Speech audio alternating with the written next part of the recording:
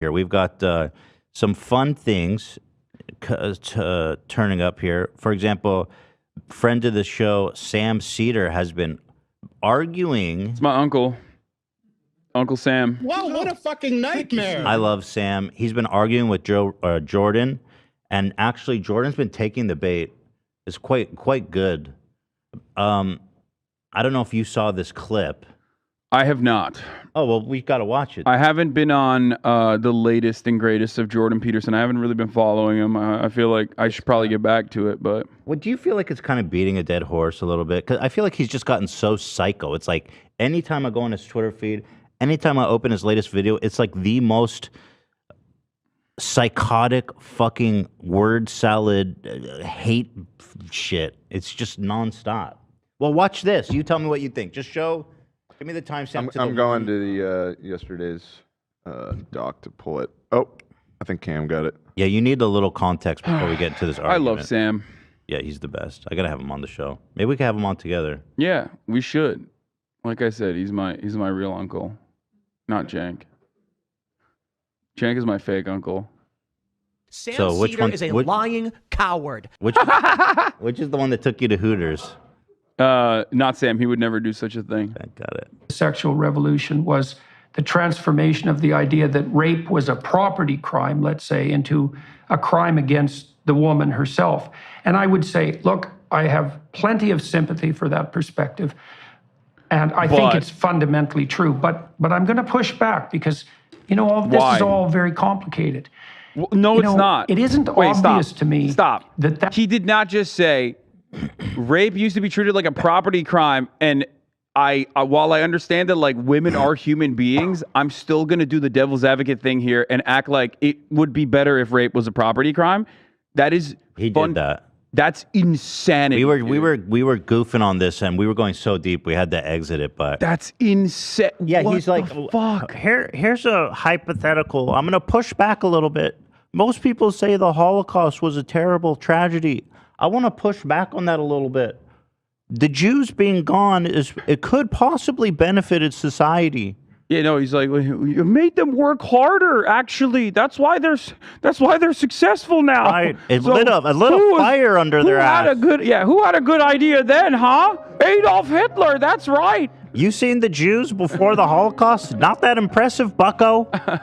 You light a fire under their ass, get them moving. The neoliberal Marxists don't want me saying the truth. No.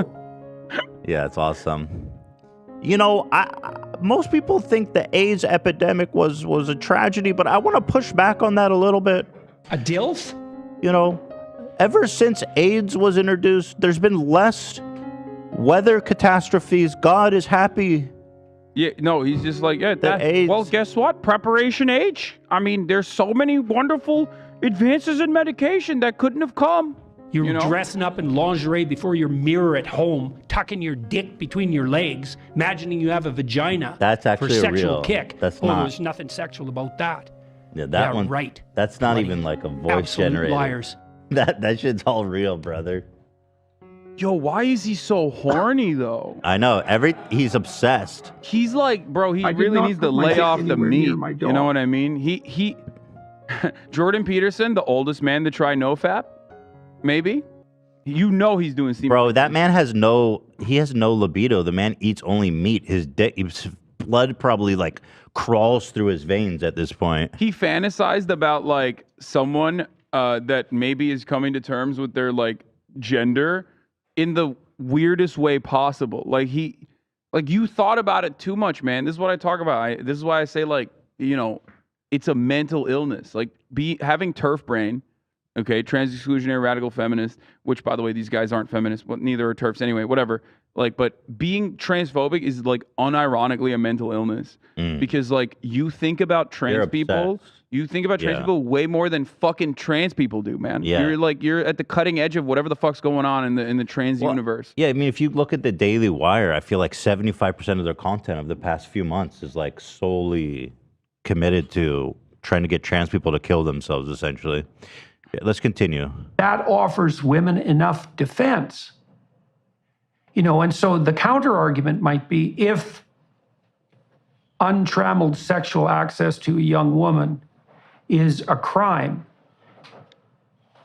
in order for that to be recognized as a crime properly, it has to be viewed as something that will bring the males on her side to her defense in principle. Right. Now, maybe not, right? Because you could Maybe say, well, not. maybe we could set up a society where merely, quote, transgressing the rights of a woman to say no is sufficient.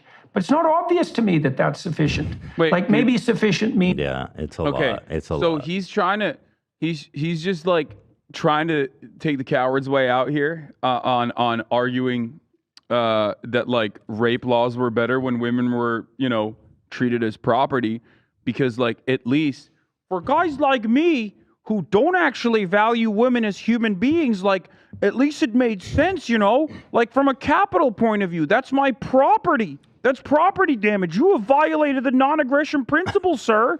Like he can't see.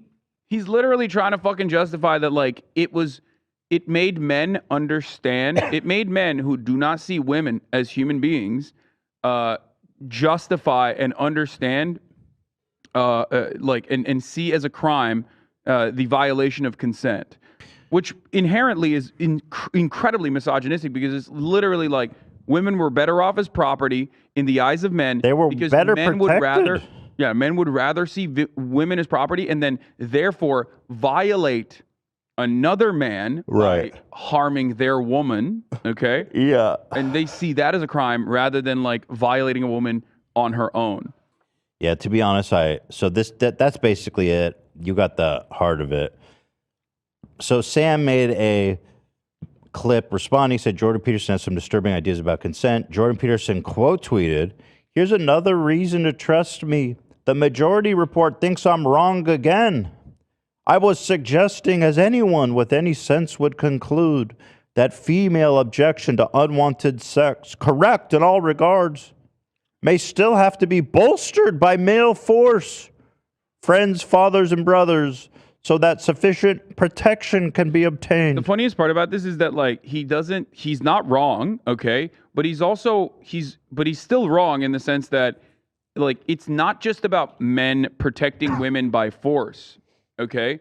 It's also like, yeah, it has to be bolstered by male force, by men telling other men not to fucking do dumb shit and not to do like weird, creepy, sex pest shit. You know what I mean? But he's not saying that. He's saying that like women cannot defend themselves, and therefore men need to be defending them with muscle and mass. The thing that he's excluding here is he literally starts this conversation by saying, I want to push back on the idea that women aren't property. Like, okay, let's start from there. That's a good starting point. Sam says, the problem, doctor, is that you said this in the context of pushing back on the advantage of women no longer being property. That's what I said. Yeah. Have it your way. I said whatever you think I said. I'm pro-rape, bigoted, misogynist, racist. Whatever trope turns you on. Dude, Why is this sexual? This is not sexual, Jordan. What the fuck? Dude, so nuts. what the fuck? I was trying to think through what we might have lost as a liberal individualist society in protecting women, protecting them against rape, against. Grow up, Sam Cedar. It's far past time. Capiche? I love the capiche. Yeah, It's like he comes out with this crazy capiche. Is he Italian? The funniest part about this is that this is the reason why Jordan Peterson will never be as successful as Andrew Tate. Because Andrew Tate doesn't give a fuck about trying to intellectualize his argument or his misogyny. He does not care about coming across as like a liberal. Bro, whereas I hate Jordan Peterson, as a college professor, needs to like dance around in these circles, and therefore like he wants the admiration of like what he values is like smart people. So he will never reach the successes that Andrew Tate. I hate to break it to you, but Jordan Peterson is very, very, very, very successsul. Oh no, I wouldn't even put Andrew way above him. You know? No, I'm saying popularity amongst young men. I not don't know, like. man. I think of course, he's very successful. He's an oil lobbyist now. Like when you hit the oil lobbyist circuit, like you're caked. You're fine. You know what I mean? Yeah. So Sam says no need to debate with either of us what either of us said. It's on video. The idea that protection for women against rape have been a net loss as a function of them no longer being property of men is, in the most charitable light, ahistorical. True. That's the other part of this conversation. It's not like, what, you think women weren't subject to violent crimes when they did not have autonomy or civil liberties? What are you, fucking insane?